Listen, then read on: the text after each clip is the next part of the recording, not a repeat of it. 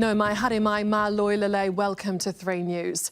The struggle to save Los Angeles from the worst wildfires ever visited on the city still seems like a one-sided fight. 120 square kilometres, an area larger than Hamilton, of both scrubland and prime real estate has been incinerated, turning affluent neighbourhoods into landscapes of ash and charred ruins.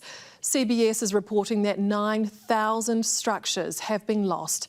The Palisades, Eaton and Hurst fires are still raging, while a new blaze called the Kenneth fire has sprung up in San Fernando Valley.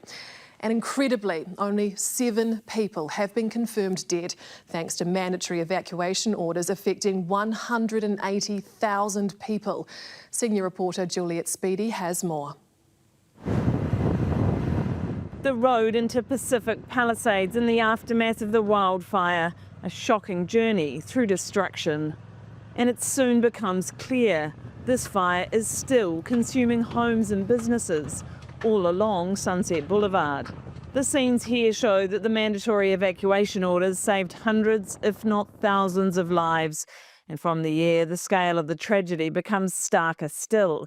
Entire neighbourhoods lost to the flames. Under-resourced firefighters working in strong winds around the clock. We're running out of water. This is the worst one for me. Worst one I've ever seen. No question. This resident has briefly returned to see the scale of the disaster. In less than 24 hours, the neighborhood gone, leveled, disappeared.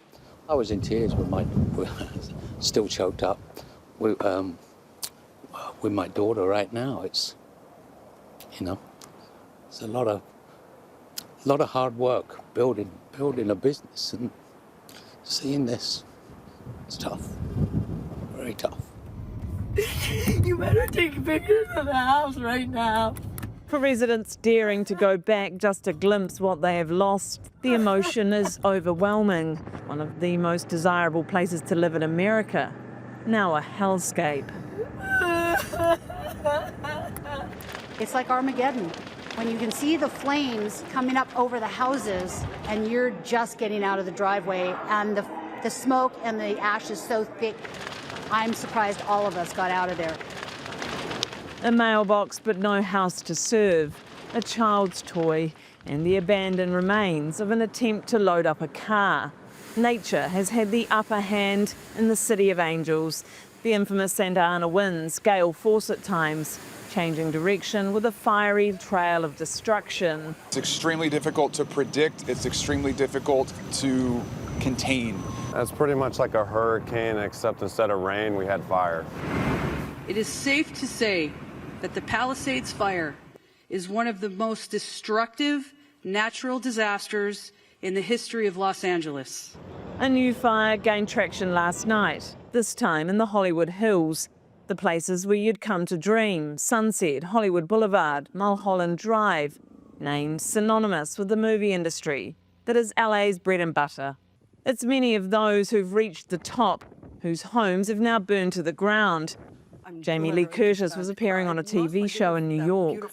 This is literally where I live, everything. The market I shop in, the schools my kids go to, friends, many friends now have lost their homes. Spencer Pratt, a star of the reality TV show The Hills, looked on as the flames approached his house, later filming what was left of his road.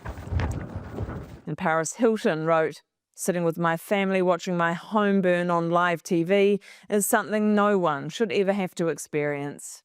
There are also hundreds of Kiwis living in LA, like football Ferns captain Ali Riley, who lost her home, posting that her entire neighbourhood is gone and that this rubble was her home and she was there with her parents just days ago, watching the sunset. Eden Wairua Orm lives in Hollywood. There are a lot of us Kiwis here, and we're all doing a really good job at keeping out, looking for each other. I've lived in LA for 6 years now, and every year I hear about fires. I've been here when there've been some really rough ones in Malibu, but never at this size, never this many happening at the same time. The fires are now moving closer to her. I started to see smoke like flying down to the Hollywood ways, which has never happened before from any of those fires. So that was the first like moment I was like kind of given a clue that it's getting rough. It's getting pretty bad. I packed my evacuation bag and I'm just going to leave it by the front door. The climate crisis has caused the fires and an insurance crisis. California's insurer of last resort, FAIR, is now the only option for thousands of homeowners, but it faces exposure in Southern California of almost $37 billion, and these fires are expected to cost up to $13 billion.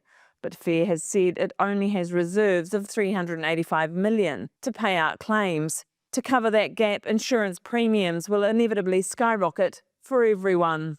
The insurance companies are going to have a big problem because you're talking about big, big dollars. But could it become Trump's problem with his motto, drill baby drill? In the meantime, President Biden says the US government will cover 100% of LA's recovery costs for the next 6 months.